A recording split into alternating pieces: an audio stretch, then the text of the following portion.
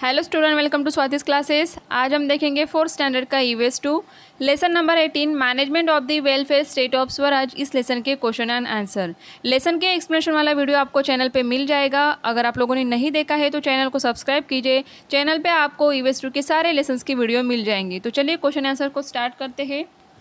Question number 1 आपको दिया है गिव रीजंस, जिसमें फर्स्ट आपको दिया है an independent Hindavi Swaraj was created. तो इसका रीज़न आपको लिखना है। तो आंसर है an independent Hindavi Swaraj was created because, उसमें फर्स्ट पॉइंट आएगा Shivaji Maharaj wanted his people to be free from the unjust rule of the foreigners. क्योंकि शिवाजी महाराज चाहते थे कि उनके लोग, उनकी जो जनता है वो फॉरेनर्स जो होते थे उनके पावर्स के कारण जो अनजस्ट, जो अन्याय होता था लोगों के ऊपर, वो नहीं होने देना है। एंड सेकेंड पॉइंट है he wanted to put an end to the operation of people, कि लोगों को जो जनता थी, जो लोग थे, उनको जो प्रॉब्लम्स होते थे फॉरेनर्स के, फॉरेन जो पावर थे उनके कारण, उनसे उन्हें क्या करना था, फ्री करना था।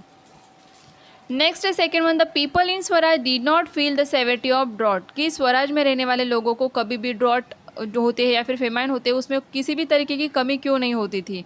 तो आंसर आएगा, जिसमें फर्स्ट पॉइंट आपको लिखना है food grains from the government godowns were freely distributed among the people in the affected area. तो गवर्नमेंट के जो गोडाउंस होते थे उनमें से फूड ग्रेन लोगों को फ्रीली डिस्ट्रीब्यूट किए जाते थे। अगर जहाँ पे ड्रॉट है या फिर फेमाइन है, जहाँ पे सूखा पड़ा है, तो ऐसे अफेक्टेड एरिया में लोगों को फ्रीली जो फूड ग्रेन्स होते थे उनको बांटा जाता था। Second point is famine relief works were started for the people. As a result, the subject of Shivaji Maharaj did not suffer from famines. तो जहाँ पे फेमाइन होता था वहाँ पे लोगों के लिए कुछ काम शुरू किए जाते थे जिनसे लोगों की जो रोज़ की जो ज़रूरत है वो पूरी हो सके। तो ये दो रीज़न आपको यहाँ पे लिखने हैं। थर्ड वन है शिवाजी महाराज ऑनर्ड मलम्मा देसाई। तो आंसर में आपको फर्स्ट पॉइंट लिखना है Malamma Desai was a small watandar of Belwadi village in Karnataka. तो मलम्मा देसाई जो है वतनदार थे कहाँ के, कर्नाटक में बेलवाड़ी विलेज थे यहाँ से। सेकेंड पॉइंट आपको लिखना है she put up a strong resistance against the army of Shivaji Maharaj. तो शिवाजी महाराज के आर्मी के खिलाफ उन्होंने काफ़ी अच्छे से लड़ाई की थी।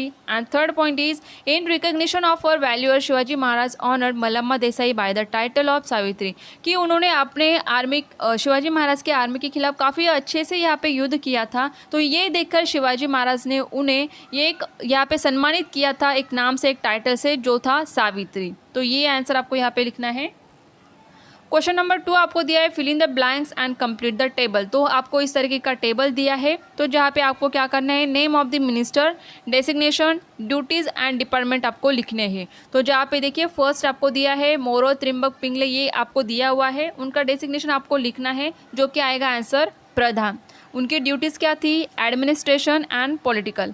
सेकेंड वन आपको लिखना होगा, वहाँ पे फिल इन द ब्लैंक्स दिया है जो कि आंसर आएगा रामचंद्र नीलकंठ मुजुमदार, जो कि अमात्य थे और उनकी ड्यूटी, उनका काम क्या था, revenue and accounts. Third one है हम्बीराव मोहिते, जो कि सेनापति थे और इनका काम था डिफेंस। फोर्थ वन है मोरेश्वर पंडित राव, जो कि पंडित राव थे, रिलीजियस मैटर्स को वो संभालते थे। फिफ्थ वन है नीराजी राव जी, जो कि न्यायाधीश थे और इनका काम था जस्टिस, लोगों को न्याय दिलाना। सिक्स्थ वन है अन्नाजी दत्तो, जो कि सचिव थे, जो गवर्नमेंट ऑर्डर्स होंगे उनको फॉलो करना इनका काम था। सेवेंथ वन है दत्ताजी त्रिम्बक वाकनीस, जो कि मंत्री थे, जो कि करस्पॉन्डर जो भी काम होते थे वो करते थे। एट वन है रामचंद्र त्रिम्बक दबीर, जो कि सुमन थे, फॉरेन रिलेशंस जो थे उनको मेंटेन करना। तो ये दिया है, इसे अष्टप्रधान मंडल भी कहा जाता है। तो नेम ऑफ द मिनिस्टर आपको याद रखने हैं, उनके डेसिग्नेशन एंड उनकी ड्यूटीज़ या फिर डिपार्टमेंट के नाम आपको यहाँ पे लिखने हैं। क्वेश्चन नंबर 3 आपको दिया है discuss how did Shivaji Maharaj ensure protection of environment. तो आंसर में आपको फर्स्ट पॉइंट लिखना है he instructed burning of garbage and use of ash as a manure for cultivation. तो देखिए उन्होंने किस तरीके से एनवायरनमेंट को प्रोटेक्ट करने के लिए कुछ चीज़ें की थी। तो उसमें फर्स्ट आपको क्या लिखना है कि उन्होंने लोगों को ये बताया था कि जो भी गार्बेज निकलेगा उसे क्या करना है, बर्न, जलाना है, और उससे जो ऐश मतलब जो राख मिलेगी उसे एज अ मैन्योर यूज़ करना है क्रॉप्स के कल्टिवेशन के लिए। बी पॉइंट आएगा, he also order that the ship should be built only from teak wood and if the same was not available to buy the same from market rather than cutting trees. तो इस तरीके से देखिए, जो ship बनाई जाती थी वो टीक वुड से बनाई जाती थी, अगर वो टीक वुड अवेलेबल नहीं है तो यहाँ पे बाकी के ट्रीज यहाँ पे कट नहीं करने हैं, अगर दूसरी कोई चीज़ उन्हें दूसरे वुड जो अवेलेबल है मार्केट में उसे ही यूज़ करके शिप बनानी है। तो इससे हमें क्या पता चलता है कि वो एनवायरनमेंट की केयर करते थे, एनवायरनमेंट को प्रोटेक्ट करना चाहते थे। सी पॉइंट है, orders regarding protection of forest and conservation of water were issue by Shivaji Maharaj. तो ऐसे कई सारे काम उन्होंने किए थे जिनके कारण फॉरेस्ट को प्रोटेक्ट करना हो या फिर वाटर को कंजर्व संभालना हो, वाटर को बचाना हो, ये सारी चीज़ें उन्होंने की थी।